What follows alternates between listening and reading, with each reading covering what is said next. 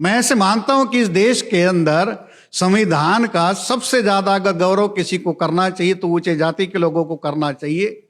क्यों? आज इतनी ज्यादा विपरीत परिस्थितियों में भी सबसे ज्यादा अगर वो सुरक्षित किस वजह से है तो उस संविधान की वजह से।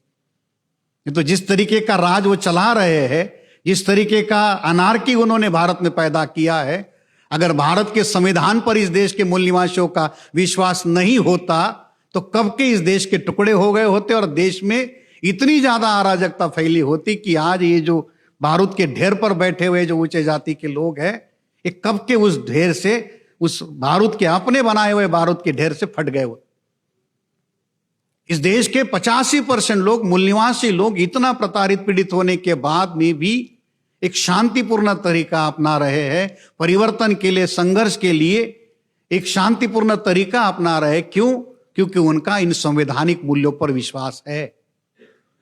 जिस दिन वो उस संवैधानिक मूल्यों पर विश्वास करना बंद कर दे, इस देश के राज्यकर्ता जो वर्ग है, ये उनके लिए बहुत बड़ा खतरा वहीं से शुरू हो।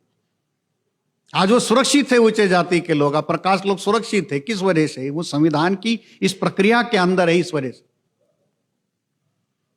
अगर ये प्रक्रिया का संरक्षण नहीं होता उनको तो इस देश में बहुत पहले ही, हमने आजू बाजू देखा, पाकिस्तान और बाकी एरिया में भी हमने देखा कि किस तरीके के हालात वहां बने हैं। मगर भारत में इतनी विपरीत परिस्थितियों की सरकारें आई, विभिन्न मतलब जो एक दूसरे के अपोजिट आइडियोलॉजी वाली सरकारें रही, मगर फिर भी इस देश के अंदर देश की एकता और अखंडता को कायम रखने का काम हुआ। वो संविधान की जो विरासत है उसकी वजह से।